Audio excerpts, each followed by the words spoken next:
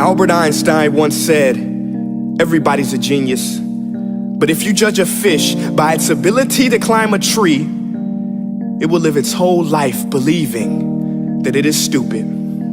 Ladies and gentlemen of the jury, today on trial we have modern day schooling. Glad you could come. Not only does he make fish climb trees, but also makes them climb down and do a 10-mile run. Tell me, school, are you proud of the things you've done? Turning millions of people into robots, do you find that fun? Do you realize how many kids relate to that fish swimming upstream in class, never finding their gifts, thinking they are stupid, believing they are useless? Well, the time has come, no more excuses. I call school to the stand and accuse him of killing creativity, individuality, and being intellectually abusive. He's an ancient institution that has outlived his usage. So, Your Honor, this concludes my opening statement, and if I may present the evidence of my case, I will prove it. Proceed. Exhibit A. Here's a modern day phone. Recognize it? Here's a phone from 150 years ago. Big difference, right? Stay with me. Here's a car from today, and here's a car from 150 years ago. Big difference, right? Well, get this. Here's a classroom of today, and here's a class we used 150 years ago. Now, ain't that a shame? In literally more than a century, nothing has changed. Yet you claim to prepare students for the future? But with evidence like that, I must ask, do you prepare students for the future or the past? I did a background check on you and let the record show that you were made to train people to work in factories, which explains why you put students in straight rows, nice and neat, tell them sit still, raise your hand if you want to speak, give them a short break to eat, and for 8 hours a day, tell them what to think. Oh, and make them compete to get an A letter which determines product quality, hence grade A of meat.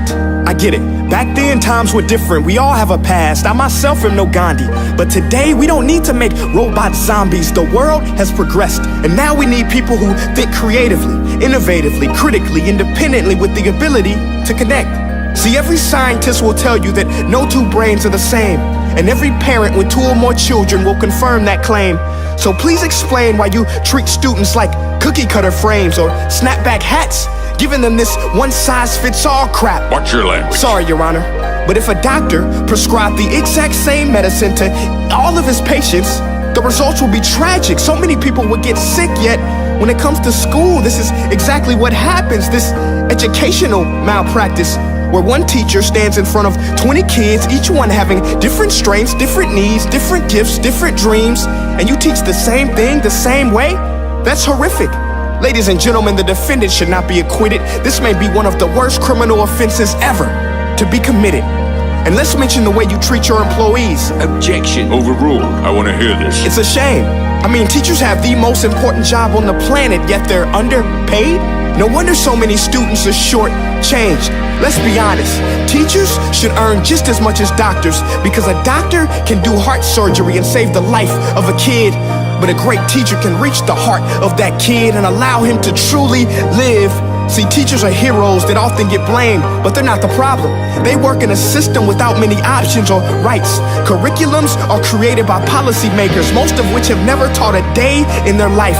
Just obsessed with standardized tests. They think bubbling in a multiple choice question will determine success. That's outlandish. In fact, these tests are too crude to be used and should be abandoned, but don't take my word for it.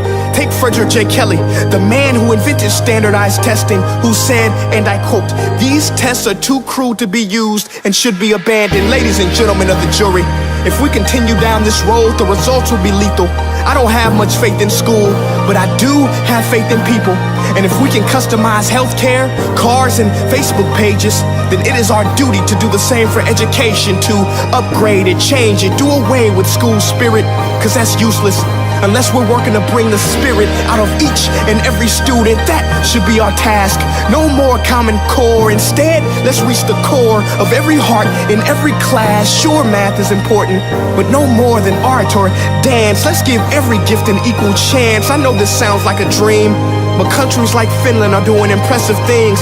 They have shorter school days, teachers make a decent wage, homework is non-existent, and they focus on collaboration instead of competition. But here's the kicker, boys and girls. Their educational system outperforms every other country in the world. Other places like Singapore are succeeding rapidly. Schools like Montessori, programs like Khan Academy, there is no single solution. But let's get moving, because while students may be 20% of our population, they are 100% of our future. So let's attend to their dreams, and there's no telling what we can achieve. This is a world in which I believe, a world where fish are no longer forced to climb trees. I'll rest my case.